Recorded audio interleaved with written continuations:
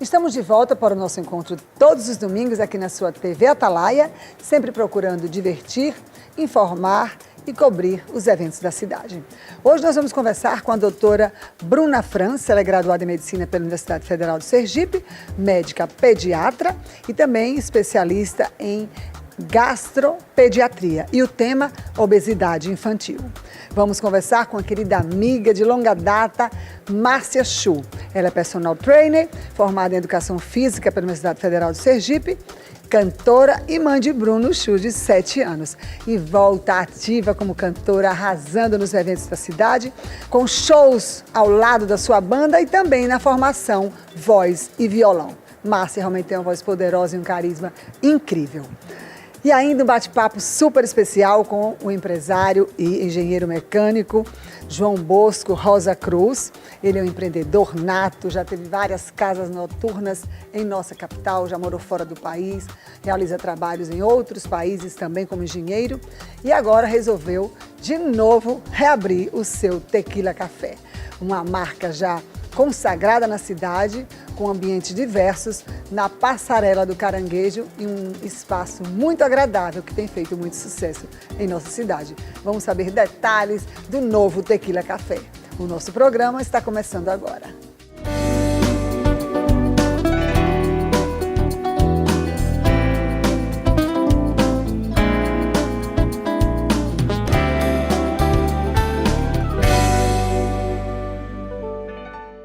Nós vamos conversar agora com a doutora Bruna França. Ela é graduada em Medicina pela Universidade Federal de Sergipe, há 4 anos, formada. Fez residência médica em Pediatria pela Santa Casa de Misericórdia de São Paulo, a SCM São Paulo, e residência médica em Gastroenterologia Pediátrica pela Santa Casa de Misericórdia, também de São Paulo.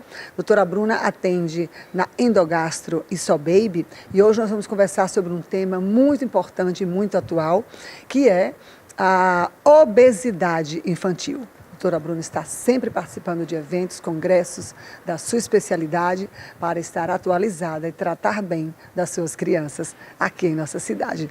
Bruna, eu queria saber primeiro qual o cenário da obesidade infantil em Aracaju. Então, Thaís, os dados que a Organização Mundial de Saúde publicou, eles se referem ao Brasil como um todo, né?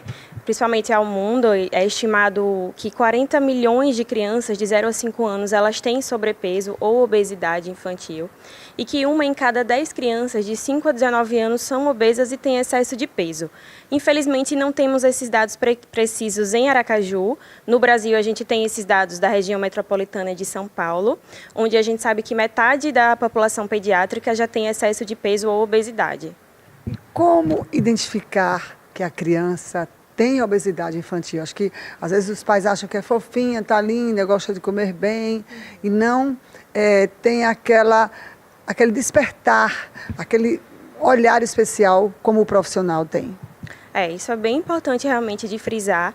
Existem dados objetivos que o pediatra leva em consideração para classificar uma criança como sobrepesa ou como obeso. Todo pai já viu alguma vez na vida aquela cartelinha que o pediatra usa para classificar a criança de acordo com o índice de massa corpórea, e é através dele que a gente classifica se a criança tem sobrepeso ou obesidade. Não adianta olhar e ver se ela está um pouquinho mais gordinha, porque existe o biotipo de cada criança. Porque às vezes acha que está gordinha, está linda e não observa que a criança está já com obesidade. Agora me diz o seguinte, quais os fatores de risco para a criança ter obesidade? Então, os fatores de risco, eles vão desde um componente genético, né? Então, é obeso quem pode, não é obeso quem quer. Existe uma predisposição genética, que isso era herdado da família, associada a um ambiente que a gente chama de um ambiente obesogênico, que potencialmente gera obesidade, que nada mais é do que uma família que tem hábitos de vida de comer fast food, hábitos mais sedentários, que consome produtos ricos em valor energético e que acaba que facilita isso para a criança. Então, basicamente, os fatores de risco são a genética e o ambiente em que ele vive. E o que causa a obesidade infantil? É só alimentação? Porque hoje a gente fica preocupada, ver o sobrinho todo dia pede um chocolate, uma balinha, um bombom, uma jujuba. Não come isso não, que não é bom.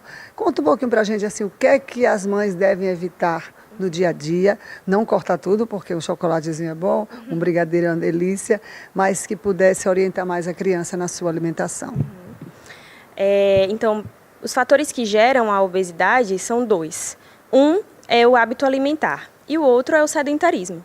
Então, falando em relação aos hábitos alimentares, devemos evitar os alimentos fast food prontos. Então, chocolates, hambúrguer, frituras, os fritos de saquinhos e os sucos de caixa. Eles são muito ricos em sorbitol, muito ricos em glicose e tem nada de fibra. Então, eles são alimentos muito obesogênicos. Fora a alimentação, o sedentarismo, que inclui não só a falta de atividade física, mas o tempo que essa criança leva diante de uma tela. E a tela inclui não só a televisão, mas os tablets, os smartphones, os videogames. A Sociedade Brasileira de Pediatria e a Academia Americana de Pediatria recomendam que em crianças até 2 anos de idade exista 0 tempo de tela. E pasmem com essa informação, acima de 2 anos é recomendado no máximo 2 horas por dia. E os pais têm que realmente lutar muito para conseguir isso, não é, doutora Bruna?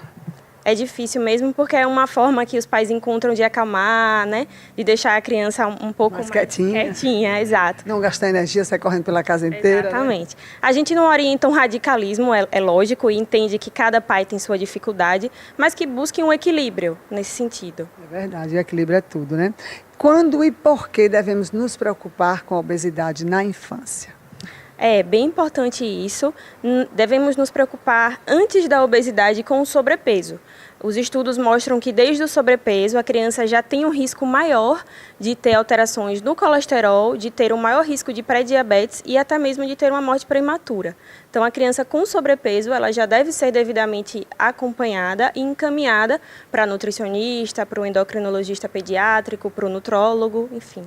E me conta outra coisa, como prevenir e tratar? Porque a gente sabe que criança quer comer o que gosta, mas se o pai direcionar a criar o hábito de se alimentar com legumes, com coisas mais, com frutas, com coisas mais naturais e menos prejudiciais à saúde, acho que consegue direcionar a alimentação do filho, não é mesmo, doutora Bruna? Exatamente.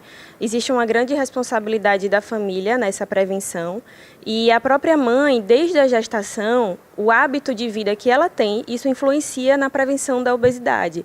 Então, uma mãe que se alimenta bem, que tem um peso adequado, que ganha adequadamente o peso, ela já está contribuindo para evitar a obesidade do seu filho.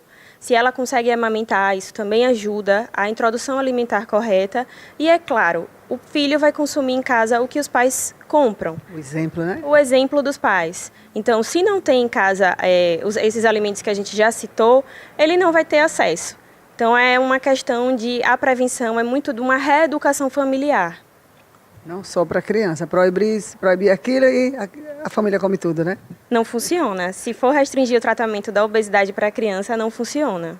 Maravilha, gente. Dicas preciosas, doutora Bruna, que está aqui ao meu lado. Queria uma mensagem sua, pediatra e também gastropediatra, que eu acho que é muito importante a gente fazer essa matéria com ela para divulgar esse tema tão recorrente hoje na vida de tantas crianças. Uma mensagem sua olhando para a nossa câmera, redes sociais, o que você quiser deixar aqui para que as mamães possam lhe acompanhar e pegar suas informações e boas dicas de uma profissional especializada nesse assunto.